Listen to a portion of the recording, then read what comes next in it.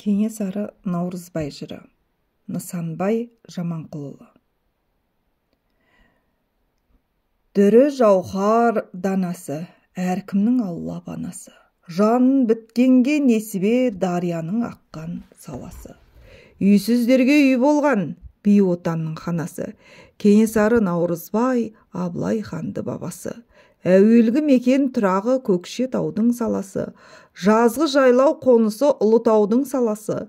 Өте залым болмаңыз мұсылманның баласы. Ақырында олардың қырғыздан болды қазасы. Кенесары ер болды, ел ішінде бір болды. Қашқан босқын жиылып, өз алдына қол болды. Жұртқа тиер кесірі әркімдерге сор болды. Қарсы келген адамның көзінен жасы көл болды. Ақыл менен іс қылмай ақырында қор болды. Қырғызға барып қырылып, итпен құсқа жем болды. Абылай ханның баласы асып туған Қасымды, арғы тегін сұрасаң шынжыр қатар асылды. Саржан атқа мінген соң төренің бағы ашылды. Қарсы келген егесіп дұшпанның көңілі басылды. Жалғыз Саржан не болар? Есенгелді қосылды. Кімге апарып теңейміз? Наурызбай сынды жасынды. Кенесары Наурызбай атағы шыққан аңқылдап, жауды үркітіп қашырды. Ағалмастай жарқылдап, зәресін алды дұшпанның, найзағайдай шарқылдап. Қасына ерген Төлеңгіт ол жаға батты қарқылдап. Кенесары Наурызбай мұсылманға жан бітті. Ерегіскен дұшпанның жылқысын алып зарлатты. Азырақ күн бақытты, жанған оттай қаулатты. Бір күндері болғанда Төрткөл атын ұрлатты. Бас себебі сол болып Қырғызға қарай жол тартты. Іргелі жұртқа кез болып, батырларды қан тартты. Көзімен көріп бұл сөзді Нысанбай еді жырлаған. Бар күнәсі Қырғыздың жалғыз атты ұрлаған. Атын алған Қырғызға хан үйінде жынданған. Ерегіскен бұздырды, қанайдың тамын сырлаған. Күмісті садақ, алтын оқ, кеңекең жауға жолықты. Ақ білегін сыбанған балуанды тойға жолықты. Алыстан тоят көздеген ақ сұңқарға жолықты. Айшылықты бір басқан қас тұлпарға жолықты. Асқындаған пейілінен кенекем зорға жолықты. Нөкерімен теп-тегіс бір ажалға молықты. Ұсталар алар қолына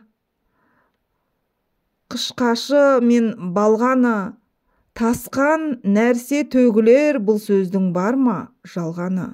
Қырғыздан қорлық көрген соң кененің көпті арманы, іледен өтіп жөнелді өр дулатқа барғалы.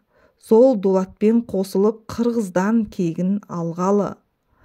Барып ет өр дулат барғанын қабыл алмады. Кене ханның сөзіне құлағын да салмады. Асаулар үзді шідерді, сыйламай дулат жіберді. Сыйынып барған елінен Кене хан үзді күдерді. Дегені болмай қалған соң Қабақ ханның түңерді. Күздің күні болған соң Қырғызға қарап үдерді. Қазан айы болғанда қатуланды, қаттанды. Іріктеп алған ерлермен хан қамаудан аттанды. Құз асып қалың шөңгірден қосшы деген ел жатты. Қоқилатып қырғыздар қос-қосқа бөліп таратты. Қалшаны ұстап байлатты, хан болып халқын меңгерген. Қарадан шыққан хан еді, нашарды зорға теңгерген. Қалшаға қырғыз баласы жалынып қана күн көрген. Тартуына іріңкілмей отауланып қыз берген. Қисайған жаға түзеліп кеңесінің ісі жөнделген. Қоқаннан ауған көп дулат Қарағаштан ел келген. Мәмбеттің ұлы Байұзақ Балқожа медеу ер келген, жауын қайда, мен жолдас хан кенеге дем берген.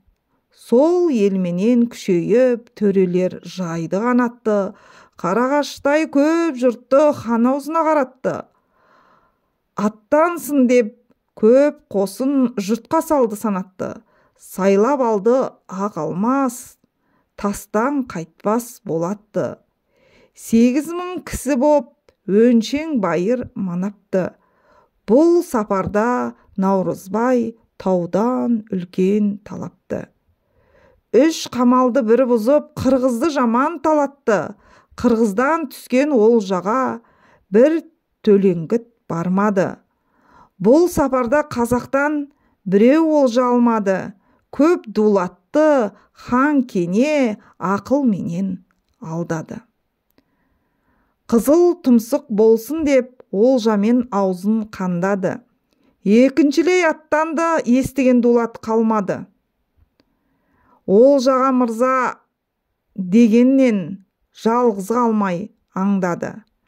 Тау суындай сарқылдап байұзақ келді төменнен. Көңілі бітті айқасып Кенесары зереңмен. Теленгісі болып олжаға Наурызбай асыл беренмен. 12.000 әскермен тағаттанды кемерден. Зеңбірегін асырды Абылай аспас кезеңмен. Құлақ шыңдап, көз тұнды ақылайла өнермен. Кенесары Наурызбай атадан асты дегенмен. Абылай аспас асудан асамын деп өрледі, оңайлықпен қазаққа асуды қырғыз бермеді. Әр жерлерден құралып, қырғыздың қолы кернеді. 5-ге дейін атысып, қазақтың әлі келмеді. Қарабалта, соқылық, аңғарынан шаң басты. Қырғыз қазақ 2 жар, 2 жолға таласты. Сол уақытта хан кене амалынан адасты. Қырғызды айдап шыға алмай, батырлар сонда бір састы. Үйінде еркек қалдырмай, қырғызда шыққан айдатып, соғысты қылды қазақпен, төскейде атты ойнатып. Қызықсын деп асуға қазына төкті жайнатып. Асуға текті тайғақ қып қазанға суды қайнатып. Абылай аспас асудан асамын деп өктеді. Асуын тастап қырғызда бас қамын қып кетпеді. Ойдан атқан зеңбірек тау басына жетпеді. Жесірменен мал алып, бұл сапар олжа етпеді. Сол уақытта хан кене жар етті жаппар ені. Аза болып сол жерде алдырды 2 түйені. Шөгеріп салып түйеге зеңбірегін сүйеді. Тұрғызып қойып атса да сонда да тауға тимеді. Атасы өткен Абылай, тілеуді берген бір құдай, былтырдан алған басшысы шапырашты Бұғыбай. Бұғыбай басшы қайда деп шақырып алды Наурызбай. Ей Бұғыбай, Бұғыбай, қорлық болды бұқалай. Жол таба алмай қалмақтан амал тапшы бұғанай. Былтыр өзің келгеннен ханның алдың жарлығын. Тар жол тайғақ кешуде қолдың алдың жабдығын. Бір ізіңнен жүргіздің 3 алаштың барлығын. Жалғыз жолдан асалмай тастың тартып зарлығын.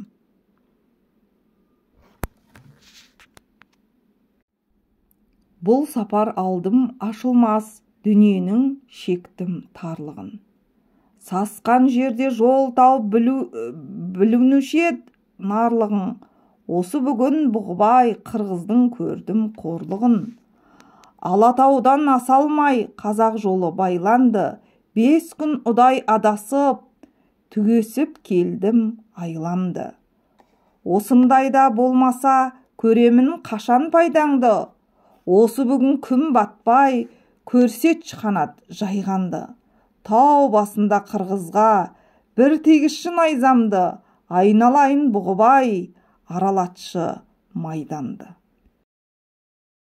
Бұғыбай сонда сөйледі.